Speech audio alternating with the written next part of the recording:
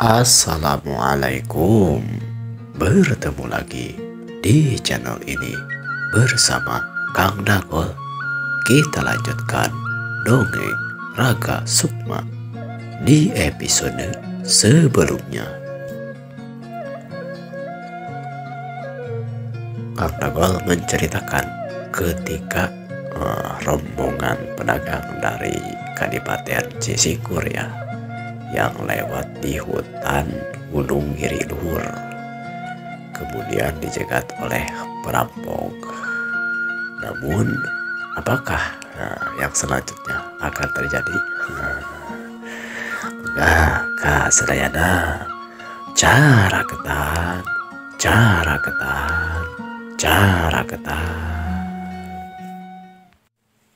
Dongeng Raga Sukma season kedua episode ke-38. Syut, celuk. Sesosok hitam berdiri di atas pedati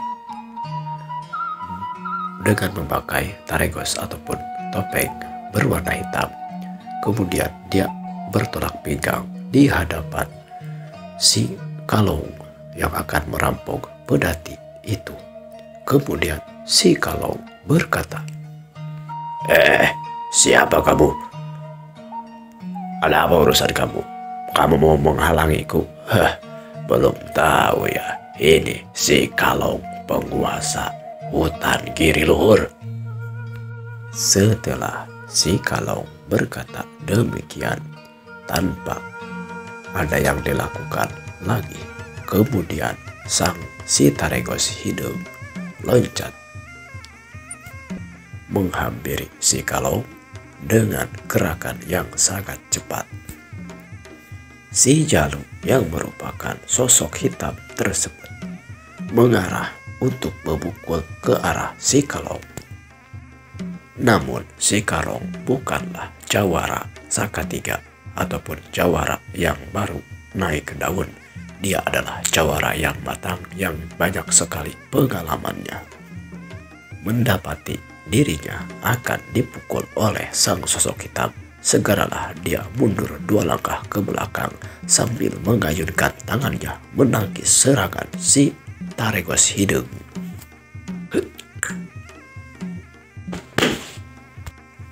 Pukulan si Taregos hidung meleset dan dapat ditangkis dihindari oleh si Kalong. Seketika itu sang sosok hitam atau si Taregos hidung langsung mengarah si Cekai dan melompat kembali dengan gerakan yang cepat menyerang kaki si Cekai. Syut! Gerakannya sangat cepat sekali. Bagi orang-orang lain yang berada di situ, terlihat seperti si sosok hitam itu seolah-olah menghilang. Mendapati tekanan si Cekai yang walaupun dalam pengalaman memiliki pengalaman yang cukup dalam ilmu bela diri dan juga ngagarong, namun dalam gerakannya dia masih kalah kesit di antara Mang Kalong ataupun si Taregos hidung. Tentu saja serangan si Taregos hidung tepat mengarah ke kakinya si Kalong. Aduh! Rampeol kubrag, si Cekai terjatuh ke atas tanah. Tidak cukup sampai di situ, pukulan dengan kepalan tangan yang bulat bersarang di muka si Cekai. Aduh! Dalam waktu yang singkat saja dan dengan gerakan yang cukup kuat dan kesit, si Cekai dalam 2 gebrakan saja langsung tidak berdaya. Dia tidak mampu bangkit lagi dan seolah-olah pingsan sedetik itu juga. Menyaksikan rekannya mendapatkan serangan dari si Taregos hidung, tentu saja si Kalong tidak tinggal diam. Hanya saja gerakan yang dilakukan oleh sang sosok hitam begitu cepat sampai-sampai si Kalong tidak sempat untuk menolongnya. Kemudian si Kalong berkata, "Hei, kurang ajar, kamu belum merasakan pukulanku ya?" "Iya."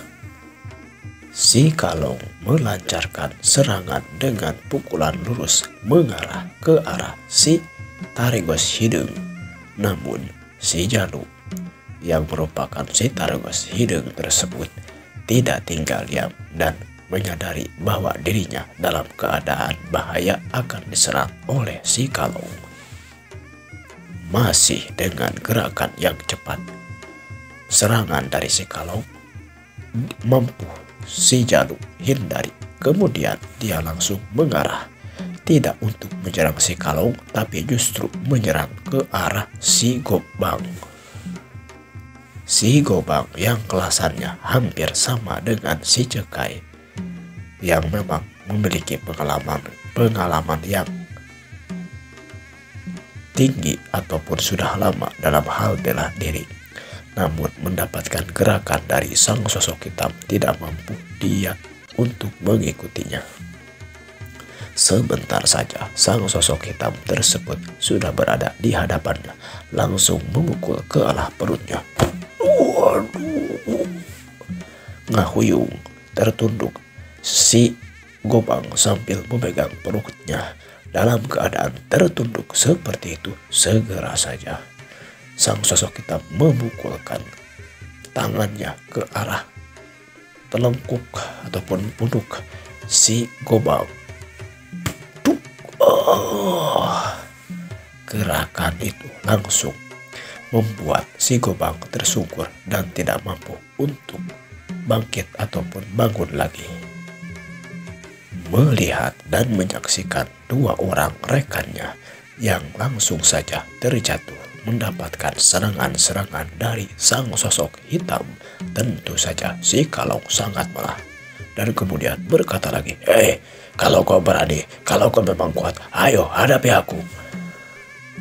Sang sosok hitam segera telah merumpuhkan si Gobang, kemudian dia menghilang dengan gerakan yang sangat cepat. Sebenarnya dia berpindah ke arah yang lain di belakang tempat berdirinya si Kalong.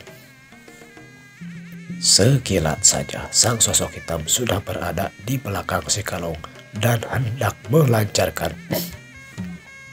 serangannya ke arah telengkuk ataupun punggung si Kalong dengan tendangan yang cukup kuat. Namun si Kalong yang memang memiliki kemampuan hampir setara dengan si Jalu di waktu itu dan memiliki pengalaman yang cukup, dia mampu menghindari dan merasakan bahwa dia sedang diserang oleh lawan ataupun musuhnya. Kilek, si Kalong segera membalikan tubuhnya menghindari serangan si Taregos Hidung. Mendapat si Jalu merasa bahwa si Kalong mampu menghindari serangannya. Ketika dia menginjakan tanah setelah melancarkan serangan yang mampu dihindari si Kalong tersebut, segeralah dia langsung melompat kembali menjauh seperti seolah-olah menghilang karena gerakannya yang begitu cepat. Dalam hati si Kalong berkata, kayak yang kenal gerakan ini. Seperti gerakan si kucing sumput. Wah, siapa dia? Dalam keadaan seperti itu, tidak sadar bahwa si Kalong terus diincar untuk diserang oleh si Jalu. Si Jalu yang memang setelah melompat menjauh dari si Kalong, kemudian sambil dia terus melompat, seolah-olah mengaburkan gerakannya dengan begitu cepat, dia mengambil beberapa batu sebesar-besar kepalan tangan dan kemudian setelah dirasa sudah cukup, segeralah dia melakukan gerakan melempar batu seperti memukul.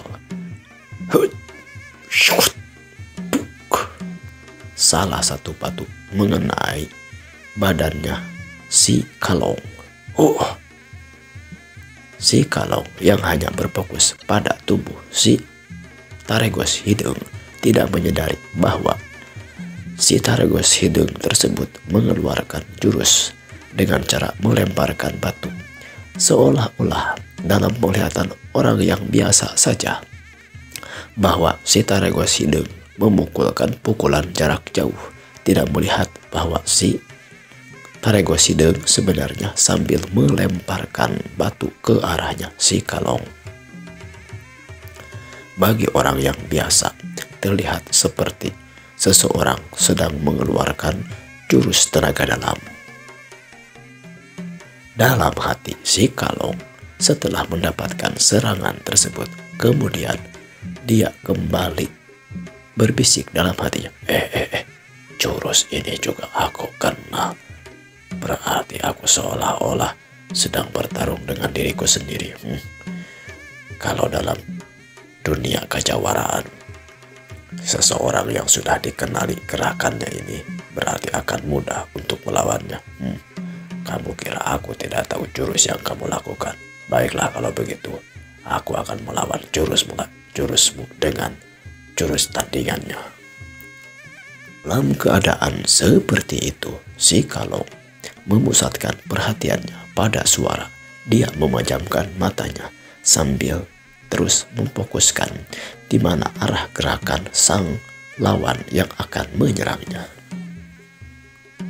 Si Jaluk yang walaupun memang sedikit memiliki pengalaman, namun dalam hal menggunakan jurus telah mendapatkan latihan yang cukup. Ketika melihat pergerakan si Kalong yang seolah-olah memejamkan mata dan berkonsentrasi terhadap gerakannya, kemudian si Jaluk ataupun si Taregoes Hidung tersebut melompat ke arah belakang, menghindari jangkauan telinga daripada si Kalong. Dalam hati si Jaluk berkata, sepertinya dia melakukan gerakan yang aku kenal.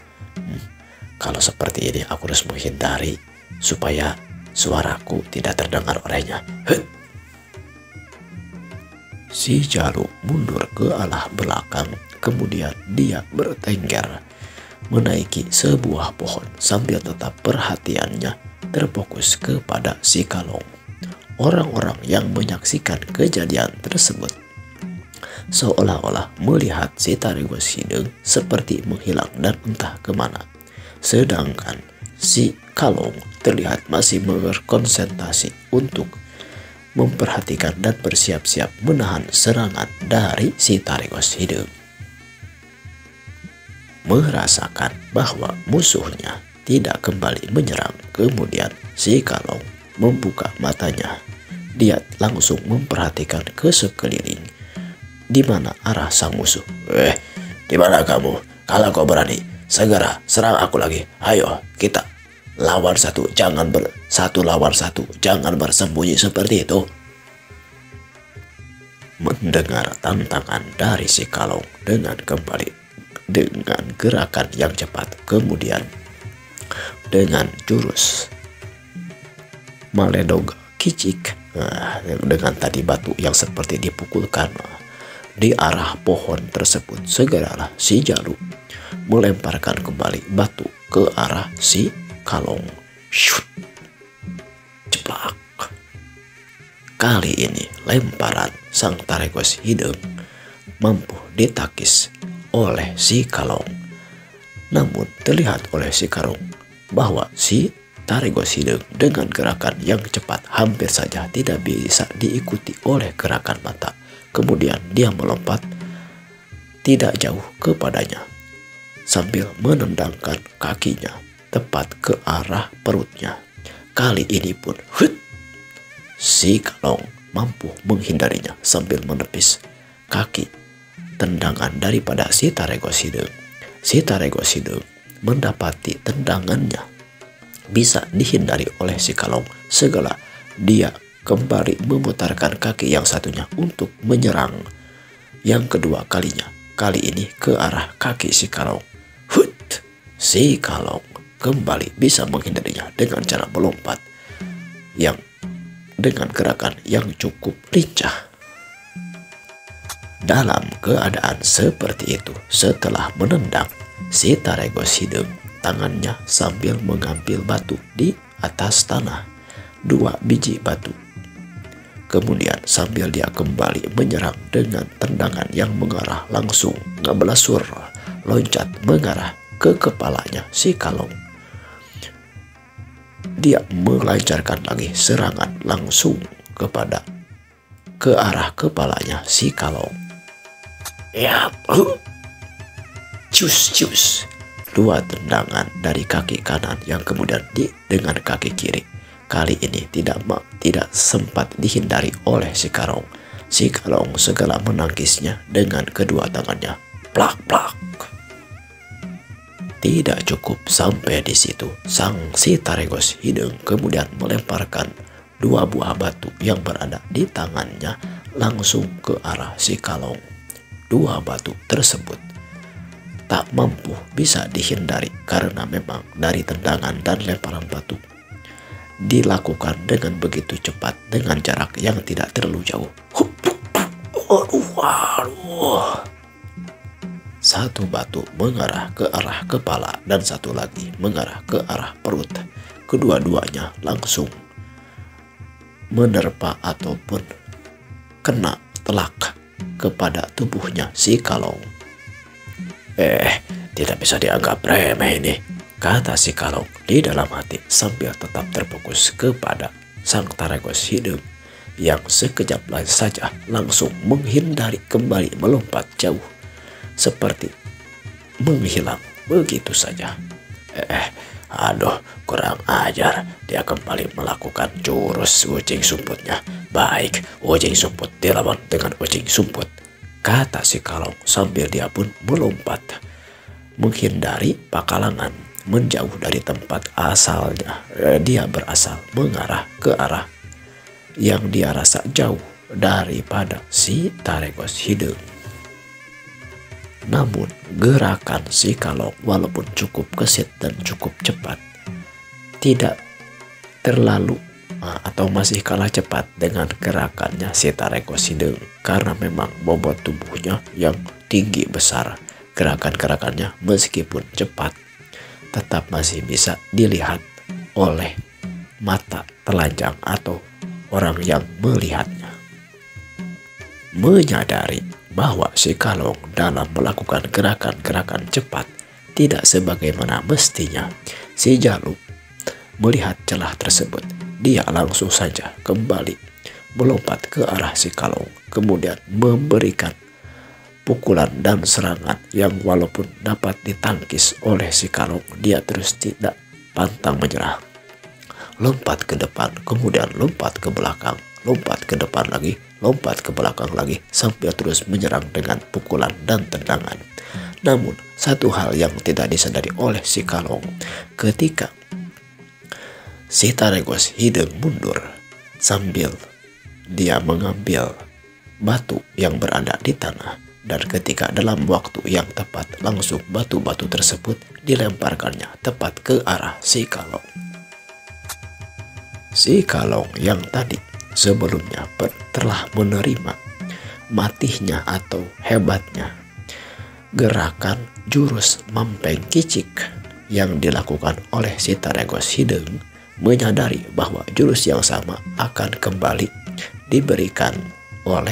ditunjukkan oleh si Taregos Hidung.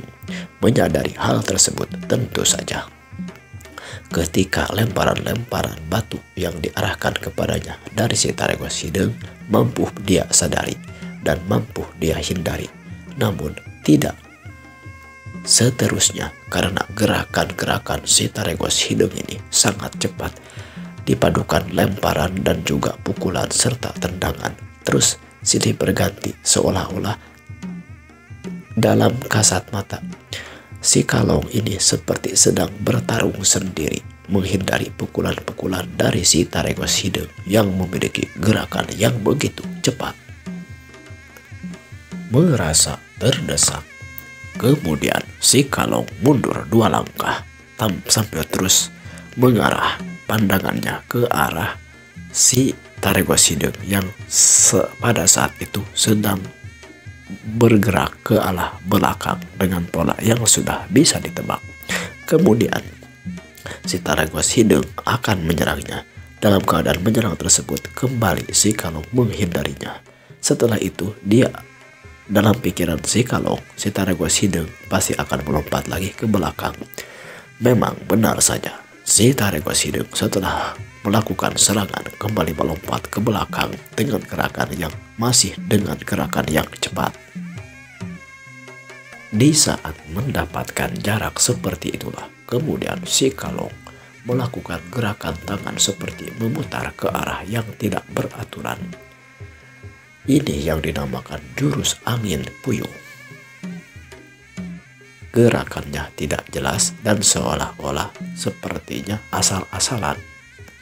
Namun pada hakikatnya itu adalah gerakan yang akan menimbulkan efek untuk menangkis ataupun menyerang lawan dengan gerakan-gerakan yang cepat seperti yang dilakukan oleh si Taregoes Hidung. Si Jalu melihat gerakan yang dilakukan oleh si Kalong, yang memang juga dia menyadari jurus tersebut. Kemudian dia kembali melangkah 2 langkah ke belakang. Kemudian dia seolah-olah terdiam memperhatikan gerakan si Kalong. Si Jalu hanya terdiam dan memperhatikan saja. Si Kalong melihat sambil dia melakukan gerakan jurusnya dan tetap menunggu apa yang akan dilakukan oleh si Taregoes Hidung. Sampai beberapa waktu si Taregoes Hidung tidak melakukan gerakan serangan lagi. Kemudian dia memasang kuda-kuda yang lebih bagus, namun tidak lagi melakukan jurus angin puyuh lagi. Dalam hati si Kalong berkata, kenapa dia tidak menyerang lagi? Apakah dia mau nunggu aku serang? Baiklah kalau begitu. Tanpa pikir panjang dan dengan keadaan nafsu yang sangat luar biasa, ingin membalas serangan daripada si Taregoes Hidung. Karena beberapa kali dia sudah mendapatkan pukulan dari si Taregoes Hidung, si Kalong segera menyerang dengan cepat ke arah si Taregoes Hidung. Si Jalu yang memang sudah tahu kelemahan si Kalong yang dengan tubuhnya yang tinggi besar tersebut, tentu saja ketika mendapatkan pukulan dia segera langsung menangkis dengan gerakan yang cepat dan langsung melancarkan serangan ke arah perutnya. Kali ini tidak dipukul tapi diangkatkan sampai si Kalong tersungkur jatuh seolah-olah terbawa oleh tenaganya sendiri. Bagi orang-orang yang sedang menyaksikan pertarungan antara si Kalong dengan si Taregoes Hidung, sepertinya si Taregoes Hidung itu atau si sosok hitam tersebut seperti tidak melakukan apa-apa. Tahu-tahu si Kalong sudah tersungkur terlempar jauh sekitar 2 meter dari arah si Taregoes Hidung. Mang Dudung dan Mang Unang melihat si Kalong atau sang ketua rampok yang tersungkur di atas tanah, kemudian berkata, Unang, wah hebat ini, siapa ini sosok hitam ini? Apakah iblis ataupun siluman dedemit wah mungkin hodam kita yang menunggu cincin ini? Sangat hebat sekali gerakannya, diserang bukannya kena, malahan mah yang menyerangnya tersungkur terbang seperti itu. Wah benar, tadi saja yang 2 orang itu rampung dengan gerakan yang tidak tahu, ujuk-ujuk mereka jatuh tersungkur begitu saja. Wah benar-benar kayaknya ini mah hodam nih, hodam dari si cincin dari si Mbah Guru Tea. Benar, waduh benar-benar masih mati ternyata cincin kita. Iya benar. Si Jalu ataupun si Taregoes Hidung menyaksikan si Kalong yang tersungkur, kemudian dengan gerakan yang cepat langsung dia melumpuhkan si Kalong dengan pukulan telak di atas kepalanya. Si Kalong mendapatkan pukulan yang cukup keras dan kuat. Beberapa kali dia tidak mampu mengendalikan lagi kekuatannya dan langsung tersungkur. Dia memang tidak pingsan, tapi dia tidak mampu terbangun lagi karena urat mamatihnya telah mendapatkan serangan. Dia merasa sangat pusing. Seul angin dan teguknya terasa sakit. Bumi alam terasa muter karena saking kerasnya pukulan yang dia terima dari si Taregos Hidung. Menyaksikan musuhnya tidak kembali menyerang, si Jalu mengambil kesimpulan bahwa sang musuh telah mampu dia lumpuhkan, dan dengan gerakan yang cepat dia kemudian melompat pergi menghilang meninggalkan si Kalong. Dalam hati si Jalu berkata, sudah cukup untuk memberikan pelajaran. Kalau aku terlalu lama berada di tempat ini, takutnya aku tidak lagi mencari jawara demit nih, kan aku tidak boleh diketahui oleh orang-orang. Begitulah si Jalu kemudian menghilang dalam pandangan orang-orang yang menyaksikan.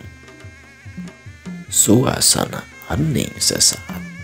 3 orang perampok tersungkur di atas tanah, tidak berdaya, dilumpuhkan oleh sosok hitam yang bagi orang-orang yang melihatnya bagaikan hantu yang melakukan serangan-serangannya tidak mampu diikuti oleh pandangan mata mereka. Dalam keadaan seperti itu, terdengar dari balik pepohonan di tengah hutan muncul beberapa orang sambil berlari. Rupanya itu adalah pasukan si Kalong yang dari tadi ikut menyaksikan tanpa bisa membantu, sebab gerakan yang dilakukan atau pertarungan yang dialami oleh sang ketua rampok berlalu begitu cepat. Melihat rekan-rekannya telah tubuh, teman-teman si Kalong ini kemudian segera memangku rekannya yang sedang terluka tersebut pergi dari tempat itu. Begitupun si Cekaye dan si Gobang yang ditolong oleh rekan-rekannya yang lain. Gerakan mereka pun tidak kalah cepat. Walaupun terlihat mereka terus berlari, namun sesaat suasana di tempat itu kembali tenang dengan tidak ada lagi para garung yang menghadangnya. Menyadari keadaan telah aman, kemudian Mang Dudung dengan si Unang kemudian berkata, sepertinya para rampok teh sudah pada pergi ini. Waduh, ternyata benar-benar tidak ada apa-apanya rampok teh. Mendengar perkataan Mang Dudung, salah seorang dari kelompokan para pedagang itu kemudian berkata, Mang Dudung, apa sebab? Maksudnya apa? Kamu mah tidak tahu. Itu teh khodam saya. Ini saya memiliki jimat,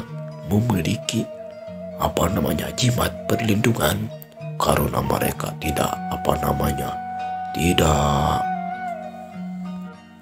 bisa dihindari ataupun susah untuk diingatkan.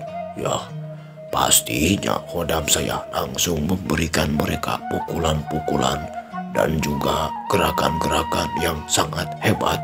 Kamu bisa saksikan, itu namanya hantu hitam. Hantu hitam itu adalah khodam saya. Kamu tahu tidak? Makanya kamu jangan macam-macam dengan saya. Nih, si Dudung jawara di lembur hanap yuk. Wah, percaya Mang Dudung. Benar-benar. Jadi itu teh khodam penunggu Mang Dudung ataupun yang melindungi Mang Dudung.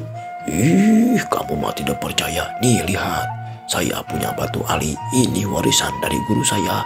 Dan juga nih sama rekan saya, si Unang, makanya kalian tidak boleh macam-macam dengan saya. Rampok segitu hebatnya prajurit saja sampai lumpuh, tapi oleh kodam saya, bisa disaksikan kamu.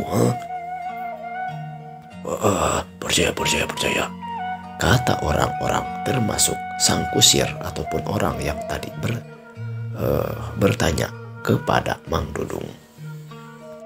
Kemudian Mang Unang pun ikut berkata, Mang Dudung, jangan itu saja, kita tidak boleh memperlihatkan diri, maksudnya tidak boleh menyombongkan diri, begitu kan kata si Mbah Guru. Ya juga ya, saya lupa nih. Terus begini tuh, Mang Ruyung kasihan, kakinya masih mengeluarkan darah karena tadi panah kan. Iya juga, ayo kita tolong dia. Menyadari ada orang yang terluka, yaitu Mang Ruyung ditambah 4 orang prajurit dari Kademangan yang masih tersungkur pingsan di atas tanah. Kemudian orang-orang di tempat itu segera menolong mereka berlima. Dalam keadaan seperti itu, si Jalu pun ikut berkumpul dan membantu. Dengan sedikit gerakan-gerakan yang tidak bisa dilihat dan disadari oleh orang-orang, si Jalu mengurut dan juga memijit urat-urat tubuh sehingga para korban yang mendapatkan pukulan segera siuman dan kembali sadar dari pingsannya.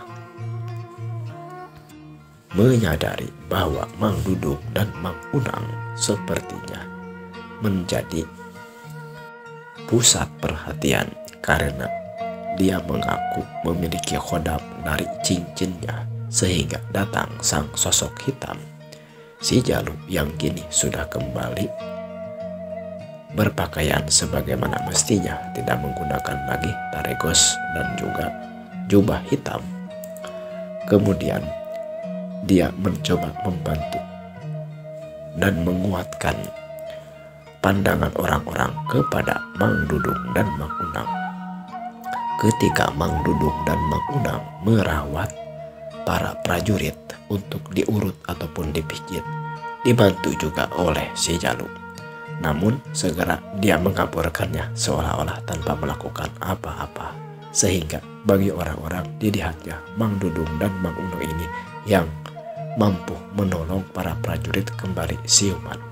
Selanjutnya Mang Dudung dan Mang Unang pun mencoba untuk membantu Mang Ruyung yang kini panahnya sudah dicabut dan lukanya sudah diikat oleh kain sehingga darahnya tidak terus keluar dari kakinya. Kemudian Mang Dudung berkata, kasihan ini, darahnya tidak berhenti-berhenti. Kalau terlalu lama seperti ini, pasti takutnya gak ketolong karena terus keluar darah. Bisa-bisa kekurangan darah ini Mang Ruyung, kata Mang Unang berkata. Kemudian si Jalu menyodorkan beberapa helai dedaunan yang memang suka digunakan untuk mengobati luka. Kemudian dia serahkan kepada Mang Unang. Kang Unang, kalau nggak salah Kang Unang bisa nggak nyampe ya. Saya rasa Kang Unang pasti mampu menyembuhkan luka tersebut. Ini dicampe dulu, kemudian digosokkan lah. Biasakan Kang Unang suka mengobati seperti itu. Kita coba. Mang Unang yang sebenarnya tidak paham dengan arah pembicaraan si Jalu kemudian mengambil helaian dedaunan tersebut. Dia seperti komat kamit membaca mantra ataupun jampe. Kemudian dia meniupkannya. Wala. Gak tahu apa kata-katanya. Buah. Begitulah yang diucapkan oleh Mang Unang. Kemudian setelah meniup dedaunan tersebut, dia serahkan kembali kepada si Jalu. Nih, segera kamu itu tumpuk dan tutupkan ke dalam lukanya Mang Ruyung. Mudah-mudahan saja ada berkah dari Yang Maha Kuasa. Pasti sembuhlah, insya Allah. Sambil sedikit tersenyum, si Jalu kemudian melakukan apa yang diperintahkan oleh Mang Udang.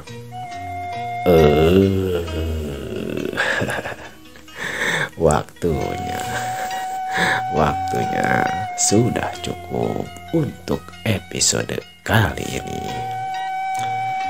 Semoga terhibur dan berkenan menyaksikan video ataupun episode selanjutnya. Like, komen, dan subscribe-nya di atas Kukang Dagol. Kita bertemu lagi di episode berikutnya. Wilujeng patepang deui peramios.